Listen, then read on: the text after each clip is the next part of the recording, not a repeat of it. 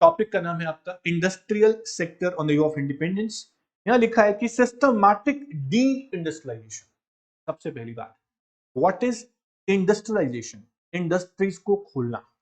लेकिन what is deindustrialization? Industries को खत्म करना। अब ये कौन करता है? ब्रिटिशर्स का एम था कि इंडिया से इंडस्ट्रीज खत्म हो जाए, जो भी है छोटे मोटे वो भी खत्म हो जाए। देखो, इंडिया के अंदर कैपिटल गुड्स इंडस्ट्रीज तो थी नहीं, मॉडर्न इंडस्ट्रीज तो थी नहीं, हैवी इंडस्ट्रीज थी नहीं, थी तो क्या थी? Small scale cottage handicraft. उसको भी ब्रिटिशर्स ने खत्म करना चाहा। क्यों? अपने मशीन मेड प्रोडक्ट को मार्केट में चलाने के लिए। तो deindustrialization is the term that describes the status of industrial sector during the British rule. It implied two things. सबसे पहला, decay of world famous traditional handicraft industry owing to discriminatory policy of British government, and bleak growth of modern industry owing to lack of investment opportunity. हम इस topic में main दो content पढ़ेंगे। सबसे पहला, handicraft कैसे खत्म हुआ। दूसरा, हमारी कंट्री के अंदर capital goods industry, modern industries ज्यादा क्यों नहीं खुल पाई। दो टॉपिक पढ़ेंगे इस टॉपिक के अंदर, दो टॉपिक और हैं। सबसे पहला है डीके ऑफ हैंडीक्राफ्ट। सुनना बच्चों ध्यान से। प्रायर टू ब्रिटिश रूल से पहले क्या था? India enjoyed the worldwide reputation of excellence and quality, but British Raj contributed to their decay. मैंने बोला आपको कि इंडिपेंडेंस से पहले और ब्रिटिश राज से भी पहले की बात करें तो इंडिया का हैंडीक्राफ्ट बहुत फेमस, वर्ल्ड वाइड फेमस था, ग्लोबल रिकॉग्निशन थी। उसको ब्रिटिशर्स ने कैसे डीके कर दिया हम पढ़ते हैं। It was owing to discriminatory economic and political policies. बेटा इसके ऊपर ना बहुत इंपॉर्टेंट क्वेश्चन बनता है, इनडायरेक्ट क्वेश्चन। डिस्क्रिमिनेटरी पॉलिसी होती क्या है? इसको ध्यान से सुनना है, इसके ऊपर कई क्वेश्चन आपको दिखेंगे। डिस्क्रिमिनेटरी का मतलब क्या है? भेदभाव होता है ना डिस्क्रिमिनेशन का मतलब। तो टैरिफ पॉलिसी के ऊपर क्वेश्चन बनता है, टैक्सेस के ऊपर क्वेश्चन बनता है, वो क्या? सुनेंगे ध्यान से। अगर मैं आपको बोलूं कि ब्रिटिश गवर्नमेंट ने क्या किया कि इंडिया का जो हैंडीक्राफ्ट उसको डायरेक्टली खत्म ना करके इनडायरेक्टली खत्म किया। ब्रिटिश गवर्नमेंट ने इंडियन हैंडीक्राफ्ट गुड्स पे हैवी टैक्सेस लगा दिए। एक तो पहली हैंडीक्राफ्ट मशीन मेड तो होता नहीं है, हैंडमेड होता है, थोड़ा सा कॉस्टली होता है। उस पे और ज्यादा टैक्स लगा देना, उससे और कॉस्टली हो गया। अब आप बताओ, हैंडीक्राफ्ट पहले ही कॉस्टली है, उस पे और ज्यादा टैक्सेस लगा दिए जाए तो कौन खरीदेगा? सबसे पहला पॉइंट तो ये है। दूसरी तरफ क्या किया, जो उनकी मशीन मेड प्रोडक्ट्स थे उस पे टैक्सेस नहीं लगाए, ना के बराबर, या लगाए ही नहीं। एक तो पहले मशीन मेड सस्ता होता है हैंडीक्राफ्ट के कंपैरिजन में, और टैक्स नहीं लग रहा और सस्ता हो गया। तो हमारा हैंडीक्राफ्ट ठीक हुआ क्योंकि टैक्सेस बहुत उस पर बढ़ा दिए गए। रीजंस और भी थे, लेकिन मेन रीजन था ब्रिटिश गवर्नमेंट का ये वाला डिस्क्रिमिनेटरी टैरिफ पॉलिसी। सुनेंगे ध्यान से। सबसे पहला पॉइंट यही है, discriminatory tariff policy of the British government. British rule in India coincided with industrial revolution in Britain. वो चाहते थे इंडिया से इंडस्ट्रीज खत्म हो जाए, डी इंडस्ट्रियलाइजेशन हो जाए, और ब्रिटेन में इंडस्ट्रियलाइजेशन हो जाए। ब्रिटेन में इंडस्ट्रियलाइजेशन हो रही थी क्योंकि इंडिया से रॉ मटेरियल आराम से जा रहा था वहां पे उनके इंडस्ट्रीज के लिए, और यहां से इंडस्ट्रीज खत्म होंगी तभी तो उनका प्रोडक्ट यहाँ पे आएगा। तो उनका एम था यहां से हैंडीक्राफ्ट को, स्मॉल इंडस्ट्रीज, कोटेज इंडस्ट्री को खत्म कर, ताकि अपना प्रोडक्ट यहाँ पे वो ला पाए।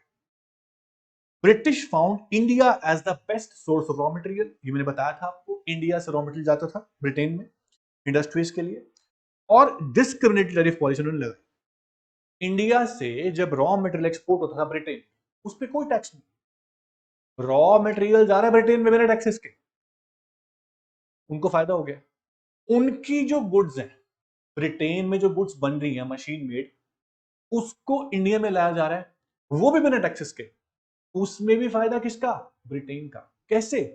भाई टैक्स नहीं लग रहा, हम लोग खरीदेंगे, हमें सस्ती पड़ेंगी, हम लोग हैंडीक्राफ्ट को छोड़ के मशीन मेड पे आएंगे, वेस्टर्न कल्चर अडॉप्ट करेंगे, सस्ता हो जाएगा। तो ऐसा ब्रिटेन ने किया। No taxes on export of raw material, no taxes on import of finished goods from Britain. दोनों पे टैक्सेस नहीं है, दोनों से फायदा ब्रिटेन को है। सोचो कैसे। रॉ मटेरियल कहाँ काम आएगा? उनके इंडस्ट्रीज में। टैक्स नहीं लग रहा, फायदा हो गया, कॉस्ट बहुत कम आई। उनकी मशीन मेड गुड्स, जो फिनिश्ड गुड्स तैयार हो चुकी हैं, इंडिया में आ रही हैं, टैक्स नहीं लग रहा उसके ऊपर, क्योंकि हम लोग खरीदे, सस्ता लगे हमें, हमने खरीदा।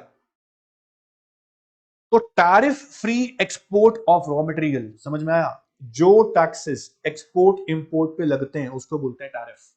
Tariff free export raw material जा रहा है इंडिया से बिना टैक्सेस के, समझ में आया?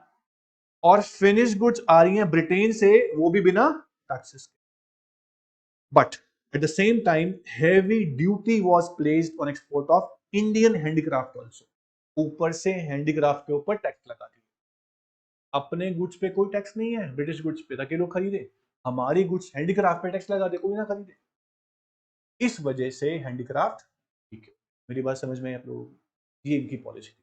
इसे बोला गया discriminatory tariff policy of the British. Very very important. As a consequence, British products started gaining the Indian markets and Indian handicraft products started losing their markets. Decay of handicraft was the end result. इस पे question बनेगा और जरूर बनेगा। उसके अलावा कुछ reason और भी हैं। ब्रिटिश रूल के आने के बाद हमारी कंट्री में राजा महाराजा का राज होता था। राजाज, महाराजाज, प्रिंसेस, इनका सबका खत्म हो गया। Disappearance of princely courts. Prior to British rule, Nawabs, Rajas, princes, emperors ruled the different parts of country. They used to patronize the handicraft because of which the Indian handicraft industry had acquired international reputation. उनकी वजह से ही तो handicraft चल रहा था। उनको शौक होता था हैंडीक्राफ्ट, वो लोग चलाते थे, वो यूज करते थे, उससे फेमस हुआ, तो वही खत्म हो गए। तो beginning of British rule implied end of princely courts, consequently handicraft started decaying. एक रीजन और भी है, अच्छा रीजन है, competition from machine made product. आप बताओ, मशीन मेड प्रोडक्ट से क्या हैंडीक्राफ्ट कॉम्पीट कर पाएगा? Obvious no. क्यों नहीं कर पाएगा? Machine made products from Britain were low cost product and gave a stiff competition to handicraft. Machine made products out excelled Indian handicraft products in precision and quality. Competition forced the Indian craftsman to shut down their. समझ में आया? Very simple point. उसके बाद machine made product जो होता था, उसमें नए पैटर्न आते रहते थे, लोगों को पसंद आते थे, कॉस्टली नहीं होते थे, एक्सीलेंट होते थे, क्वालिटी वाइज चलते भी ज्यादा थे, तो लोगों को पसंद आने लगे। इंडियन लोगों ने अडॉप्ट कर लिया वेस्टर्न कल्चर। तो owing to impact of British culture, new class emerge in India which was keen to adopt western lifestyle. This changed the pattern of demand against Indian products and in favor of British products. In this process, the Indian industry tended to perish या fail. Simple point है। तो इस तरह से Indian handicraft खत्म होता चला गया और इंडिया में डी इंडस्ट्रियलाइजेशन हो गई। उसके अलावा इंडिया में आई फिर रेलवे, जो ब्रिटिश गवर्नमेंट ने इंट्रोड्यूस की। Introduction of railway in India, इसके आने से ब्रिटिश को फायदा क्या? रेलवे के आने से जो ब्रिटिशर्स का मशीन मेड प्रोडक्ट था, वो ऑल ओवर इंटरनेशनल मार्केट में फैलाना चाहते थे। शुरुआत करी उन्होंने इंडिया से। इंडिया के हर कोने में अपना प्रोडक्ट रेलवे के थ्रू फैला। So with the introduction of railway, size of market for the low cost British products tended to expand and started shrinking for the high cost Indian products. हमारे products पे taxes बहुत ज्यादा लगा दिए थे, हमारा प्रोडक्ट नहीं बिक रहा था, उनका प्रोडक्ट बिक रहा था। This quickened the process of decay of handicrafts. Briefly हम बोल सकते हैं British government converted the Indian economy into colonial market for the British goods, employing exploitation of Indian market. हमारी इंडियन मार्केट उनके काम आ रही थी as a source of raw material, और उनकी फिनिश गुड्स यहां बिक रही थी, ये उनको फायदा। और हम बोल सकते हैं कि इंडिया में हैवी इंडस्ट्रीज जो थी वो नहीं खुल पाई, उनने खोलने ही नहीं दी। उनकी इंडस्ट्रीज चल रही थी ब्रिटेन में, उनका प्रोडक्ट यहाँ बिक रहा था। हमारी कंट्री में इंडस्ट्रीज, बड़ी इंडस्ट्रीज नहीं खुल पाई, क्योंकि हमारे यहाँ पे लैक ऑफ इन्वेस्टमेंट अपॉर्चुनिटीज थी, लैक ऑफ रिसोर्सेज थे, कुछ मदद नहीं की गई।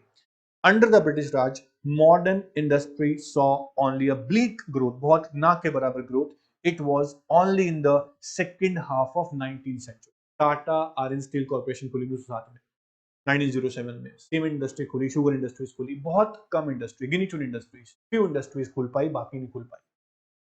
तो बोल रहे कि 3 observations need to be noted that some industries were established by private entrepreneur. Private ने खोली जो भी खोली, इनमें से एक दी हुई आपको यहाँ पे, Tata iron steel corporation 1907, sugar, cement, paper industries. The state participation, government का पार्टिसिपेशन बिल्कुल भी वहां पर नहीं था, अगर था तो अपने फायदे के लिए था। गवर्नमेंट किसकी थी? ब्रिटिश की। ब्रिटिश ने रेलवे इंट्रोड्यूस किया, कम्युनिकेशन के सोर्स इंट्रोड्यूस किए, power generation, means of communication, ports develop किए, लेकिन इन सब में फायदा किसका हो रहा था? Only and only to Britishers. There was no capital good industries. What the name? Capital goods कौन सी गुड्स होती है बता चुका हूं मैं आपको, मशीन, इक्विपमेंट्स, टूल्स, ये सब होती हैं। इनकी मैन्युफैक्चरिंग इंडिया में नहीं हो रही थी, इसलिए हम बोलते हैं इंडिया में इंडस्ट्रियलाइजेशन हो ही नहीं पाई। समझ में आया बेटा? तो ये था industrial sector on the eve of independence.